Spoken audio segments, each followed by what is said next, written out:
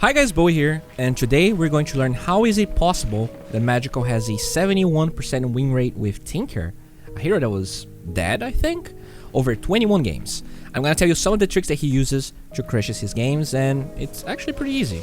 So the first thing we're gonna talk about is how to deal with ganks. This is a broad subject, but there are some guidelines to it. The first thing I want to talk about is ward the area you want to farm before the enemy supports ward it. On the Radiant side, this cliff is good because this camp is super close to the mid lane and easy to stack. On the Dire side, these are two super easy to stack camps, and warding the cliff here is great because you can watch rotations and know for sure if they're warding your camps. In some games though, the enemy will do everything in their means to deter you. The ward doesn't mean that much if the enemy team just brings more heroes and removes it. In this game, Magical actually dies twice in a row because of this ward. So the trick I learned is actually farming the enemy side of the map. You know, this is not game breaking, but you rarely see this being done this early. Watch Magical here. He does something quite standard at first, which is using the stack timer of his respawn to farm this twice. But then what he does is use the fact that Dire wants to pressure this area very hard to farm somewhere unexpected. When teams are against heroes like Medusa, Alchemist, Tinker, they triple down on warding camps, blocking areas, and so the chance that this part of the map is actually warded is minimal. And swapping from Radiant to Dire when your Tinker is actually amazing, since you can easily triple stack this set of camps, like so. It's actually really easy to do, just march in that exact angle at 51 and then you run to hit the medium camp and you can triple stack.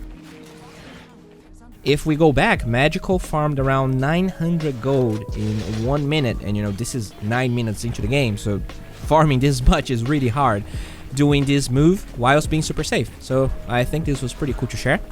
So now we're gonna talk about why Aghanim Scepter is broken. I guess broken might be a strong word, but the reason this hero is playable again.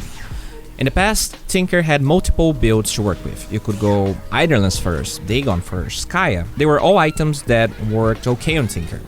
But a huge part of Magical's success with this hero right now is actually never rushing any of these items, as you can see here.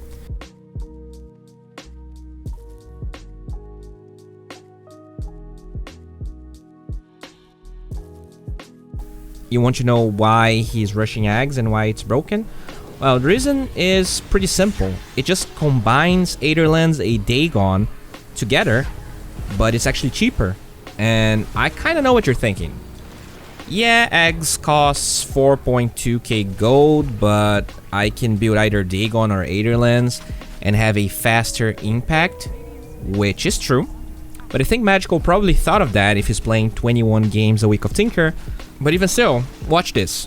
In this clip, I take down a 2.2k HP Pudge with 3 rearms comboing my spells, while a secondary Pudge takes a little bit of damage in the surroundings, which is cool. That said, let's watch the same example with eggs. Not only I have more cast range on laser, so my Tinker is not even showing on the screen here, I have less buttons to press to deal more damage for cheaper. Egg's laser gives you 400 extra cast range, but it's actually even better than that. Did you notice what Magical did in the last fight I showed you? He lasers a creep close to the target, so it bounces to the hero he wants to kill. This means that Egg's laser technically gives you 1100 extra cast range, whilst being pure damage and just doing a lot. While farming is an important aspect of Tinker, fighting is just as important, if not more. Most Tinker players know how to handle their shit after they have travels, blink, and another item, but knowing how to fight before all of that can save you from ganks and also accelerate your game. March of the Machines summons the baby robots from the area behind your butt.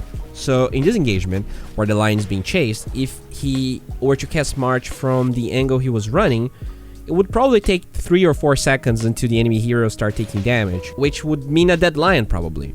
In this case though, not only Lion lives because Radiant starts taking damage as soon as he casts the spell, he also gets a kill.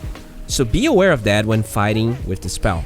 The difference is night and day when you cast a proper good March of the Machines versus a bad one. The same concept was showed in the clip I showed before the Rubik kill. Lycan tries to commit on Tinker because he knows laser is on cooldown, but Magical turns to cast March so that Lycan starts taking damage immediately. So if he commits to this skill, he's gonna have a really bad time, and that's what happens. Guys, thank you so much for watching, commenting, and subscribing. As you guys know, I'm coaching for free, and I really want to give out to the community, and I'm gonna start doing the free coaching once we have 100 members in our Telegram group. If you guys want to get better at Dota 2 and actually interact with a really cool community, I urge you guys to join our Telegram channel. Thank you so much. Bye.